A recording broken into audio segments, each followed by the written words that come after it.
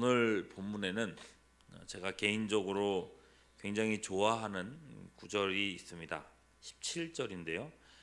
내가 죽지 않고 살아서 여호와께서 하시는 일을 선포하리로다 하는 이 말씀입니다. 어제 말씀에서 다윗이 사울에게 10년 가까이 쫓겨다녔다 이 얘기를 말씀을 드렸죠.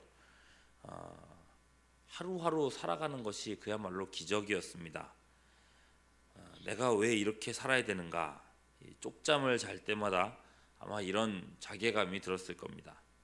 보통 사람이었다면 차라리 스스로 목숨을 끊는 것이 편하겠다는 생각을 하지 않았을까 싶습니다. 그러나 바로 그런 상황에서 다윗은 오늘처럼 외치고 있는 겁니다. 내가 죽지 않고 살아서 여호와께서 하시는 일을 선포하리로다. 죽을 수밖에 없는 상황이었지만 다윗은 살겠다는 의지를 결코 꺾지 않습니다. 살아서 내가 끝까지 살아내서 하나님이 하셨노라고, 또 하나님이 내 삶에 역사하셨노라고 세상에 선포하겠다. 어제 말씀을 생각해 보십시오. 실제로 그러지 않았습니까? 온 이스라엘과 모든 백성들과 제사장들에게 하나님을 경외하는 모든 사람들을 불러서 그 인자하심이 영원하다고 선포하게 하지 않았습니까? 물론 내가 살겠다고 마음 먹는다고 해서 다 살고 회복되는 것은 아니긴 합니다. 하나님의 시간표 안에서 하나님이 부르실 때는 그것을 담담하게 받아들이는 것도 신앙입니다. 그럼에도 그렇게 되기 직전까지, 그렇게 될 때까지 성도는 절대로 삶을 포기해서는 안 된다는 것입니다. 내가 살아있는 한은 내가 살아서 여호와께서 하시는 일을 선포하겠다는 이 꿈을 포기해서는 안 됩니다. 내 호흡이 하나님께 영광이고 싶다는 이 소망을 끝까지 품어야 한다는 겁니다. 그러니 여러분, 천국이 더 좋은데 뭐하러 더 사냐? 자꾸 더 살려고 하는 건 믿음이 아니다. 여러분, 살기 위해서 몸부림치고 있는 사람들에게 그 모습이 힘들어 보인다고 해서 함부로 이렇게 말해서는 안 된다는 겁니다. 적어도 다윗은 그랬습니다. 절대적인 절망 속에서도 절대로 그 삶을 포기하지 않았습니다. 하나님께서 살게 하시는 한 그는 정말 악바리처럼 삶에 집착했습니다. 그렇다고 아무 근거 없이 삶에만 집착했다는 건 아닙니다. 15절 16절을 보시면 의인들의 장막에는 기쁜 소리, 구원의 소리가 있으며, 의인의 장막에는 구원의 소리가 있다라고 합니다. 자신이 하나님의 의로운 백성이라는 사실을 너무나도 잘 알고 있습니다. 물론 이 의는 자기 행위의 의가 아닙니다. 내가 잘 살아서, 내가 의롭게 살아서, 이게 아니에요. 바울이 자신을 죄인의 괴수라고 하지 않았습니까? 아주 자기의 죄인됨을 철저하게 뼈저리게 알고 있어요. 다윗도 마찬가지입니다. 바울만큼이나 자신의 죄인됨을 잘 알고 있습니다.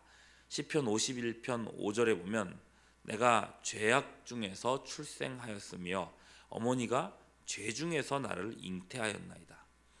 자신의 원죄와 밧세바를 범하는 것 같은 수많은 자범죄 지은 일을 인정하죠. 그러니 다윗이 의인의 장막에 있다, 내가 의인의 장막에 있다고 말하는 것은 스스로의 의일 수가 없습니다. 이 의는 하나님께로부터 난 의, 하나님께서 인정해 주시는 의입니다. 하나님이 택해 주셨고 하나님이 불러주셨다는 것입니다. 다윗은 오늘날 우리와 마찬가지로 그 부르심을 믿음으로 받아들였습니다. 히브리서 11장 32절에서는 다윗 역시 믿음의 사람이었다라고 말하고 있습니다. 이 믿음으로 다윗은 이렇게 선언합니다. 하나님이 날 의롭게 하셨고 그 하나님이 나를 붙들고 계신다. 무슨 손으로요? 여호와의 오른손으로. 최근에 담임 목사님 말씀을 통해서 하나님의 오른손의 권능에 대해서 종종 들으셨죠. 여러분, 오른손이 상징하는 것들이 있습니다. 힘이고 신뢰이고 안전입니다. 다윗은요, 자신의 인생이 하나님의 오른손에 붙들림 바 되었다라고 철저하게 믿고 있습니다. 15절과 16절을 쭉 이어서 보면요, 여호와의 오른손이 권능을 베푸시며 여호와의 오른손이 높이 들렸으며 여호와의 오른손이 권능을 베푸시는도다. 내 인생이 온전히 하나님께 매여 있다는 것입니다. 하나님이 내 인생을 간섭하시고 내 인생을 책임지시고 내 인생을 이끌어 가신다. 이것이 다윗의 신앙입니다. 그래서요, 내가 죽지 않고 살아서 여호와의 하시는 일을 선포하리로다. 다윗은 절대 불가능한 현실 속에서 이 꿈을 포기하지 않을 수 있었던 겁니다. 내 힘으로 살아내는 것이 아니라 하나님이 살게 하신다는 그런 신앙이죠. 18절 보시면요, 여호와께서 나를 심히 경책하셨어도 죽음에는 넘기지 아니하셨도다. 이게 다윗의 고백입니다. 죽지 않은 것이 은혜라는 거예요. 죽음에는 넘기지 않았다. 어떤 분들은 그러세요. 내가 이런 식으로 살면 뭐하나, 차라리 죽는 게 낫지. 하나님은 왜 날 데려가지 않으시나 모르겠다. 이렇게 살게 하실 거면 어서 데려나 가셔야 되는 거 아닌가. 특별히 중한 질병 속에서 움직이지 못하는 그런 상황 속에 있는 분들이 이런 말씀들을 하십니다. 그러나 그렇지 않아요. 그렇게 심한 꼴을 당하며 살아왔지만 죽음에는 넘기지 아니하셨도다. 다윗은 그걸 은혜로 여기고 감사하고 있습니다. 여러분, 너무 비참하고 또 아프고 힘든 가운데 있어도 살아만 있다면, 내가 숨 쉬고 있다면 감사하실 수 있기를 바랍니다. 여전히 하나님을 기대하시기를 바랍니다. 하나님은 내 인생을 통해서 아직도 할 일이 있으신 겁니다. 그렇게 견디고 버텨낸 결과죠. 19절부터 보면 내게 의의 문을 열지어다. 내가 그리로 들어가서 여호와께 감사하리로다. 이는 여호와의 문이라. 의인들이 그리로 들어가리로다. 다윗은 마침내 이 왕의 개선문으로 들어가고 있습니다.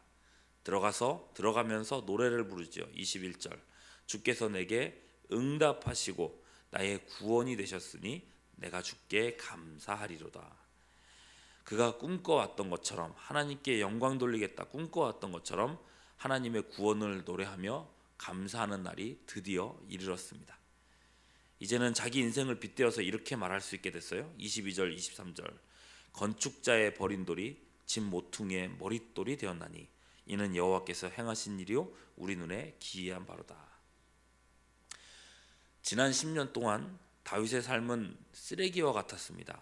건축자의 버린 돌처럼 아무 가치가 없는 것처럼만 보였습니다. 내가 왜 태어났을까? 이럴 거면 내가 왜 살지? 이런 질문으로 매일을 살아갔어야 했습니다. 자기 존재 전체가 부정당하는 기분을 매일 경험해야 했습니다. 이게 얼마나 큰 고통이었을까요? 그런데 그 버려진 돌이 어느 날 집 모퉁이의 머릿돌이 되었다는 것입니다. 그 집에서 가장 중요한 초석으로 쓰임받았습니다. 여러분, 다윗 없는 이스라엘 역사를 누가 상상이나 할 수 있겠습니까? 절대로 일어날 수 없을 것 같은 인생이 이렇게까지 역전될 수 있다니요. 하나님의 일하심이 너무 기이했던 겁니다. 더욱 놀라운 것은 다윗의 인생이 다윗 개인의 경험만으로 끝나지 않는다는 것입니다.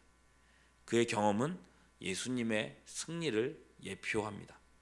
사도행전 4장에서 베드로가 설교하는데 그 설교로 5,000명이 회심하는 역사가 일어나죠.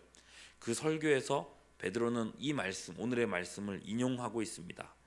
이스라엘 사람들이 예수님을 이 건축자의 버린 돌처럼 십자가에 못 박아 버렸습니다.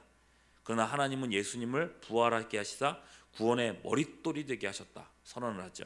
사도행전 4장 11절 12절입니다. 이 예수는 너희 건축자들의 버린 돌로서 집 모퉁이의 머릿돌이 되게 되었느니라. 다른 이로서는 구원을 받을 수 없나니 천하 사람 중에 구원을 받을 만한 다른 이름을 우리에게 주신 일이 없음이라 하였더라. 다윗의 경험이요, 예수님의 십자가 죽으심과 부활을 예표했다는 것입니다.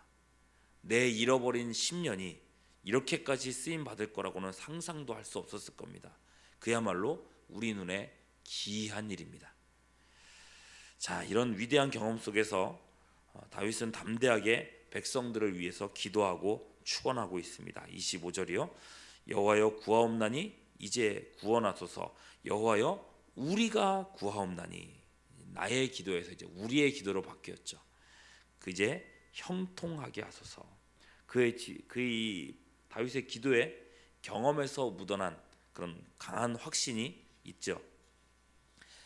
하나님이 택하신 자기 백성을 의로 여기사 구원하셨던 것처럼, 하나님이 자기 자신을 구원하셨던 것처럼 하나님이 택하신 백성들 역시도 같은 은혜 주시기를 간구하고 있는 것입니다. 그 확신을 가지고 백성들에게 이렇게 선언합니다.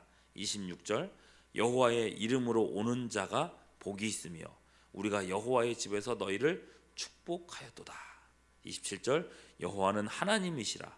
그가 우리에게 빛을 비추셨으니 밧줄로 절기 제물을 제단불에 맬지어다. 하나님을 철저하게 경험한 다윗 외에 누가 백성들에게 이러한 확신을 심어줄 수 있겠습니까? 백성들이 다윗을 따르지 않을래야 따르지 않을 수가 없는 거예요. 그렇게 다윗은 이스라엘 역사 속에서 가장 위대한 시대를 열어가는 사람이 될 수 있었습니다. 시편 119편 71절임 고난당한 것이 내게 유익이라. 이로 말미암아 내가 주의 율례들을 배우게 되었나이다. 다윗이야말로 이런 고백이 가장 잘 어울리는 사람이 아닐까 싶습니다. 나머지 28절, 29절은 시편 118편 전체의 결론이죠. 주는 나의 하나님이시라. 내가 주께 감사하리이다. 주는 나의 하나님이시라. 내가 주를 높이리이다. 여호와께 감사하라. 그는 선하시며 그 인자하심이 영원함이로다. 여러분, 하나님은 믿는 자와 함께 하시며 그를 의로 여기사 그 오른손으로 붙들어 주시는 분이십니다. 다윗은 이 확신을 가지고 길고 긴 고난의 시간을 견디고 또 견뎌서 마침내 승리했습니다.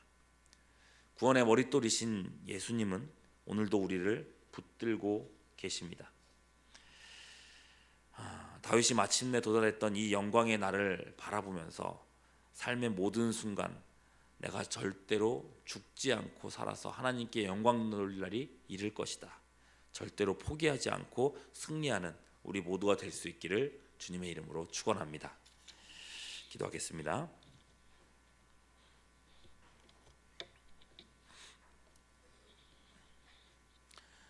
오늘도 우리로 호흡하게 하시고 이 땅에 발붙여 살아가게 하신 주님, 우리 삶의 현실이 어디에 있든지 주님의 오른손이 붙드심을 잊지 않게 하여 주시옵소서. 다윗의 찬송이 나의 찬송 되기 원합니다. 이스라엘의 선포가 우리 교회의 선포될 수 있기를 원합니다. 이 어둠의 시대 속에서도 우리를 이끌어 주시옵소서. 같은 마음으로 기도하는 오늘 새벽의 성도님들에게 기도의 능력과 성령의 충만함 주시기를 간구하옵고 우리 구주 예수 그리스도의 이름으로 기도하옵나이다. 아멘. 지금은 우리 구주 예수 그리스도의 크신 은혜와 거룩하신 하나님 아버지의 극진하신 사랑하심과 성령님의 교통하심이 함께 예배드린 모든 주의 권속들 위에 이제로부터 영원토록 함께 하시옵기를 간절히 축원하옵나이다. 아멘.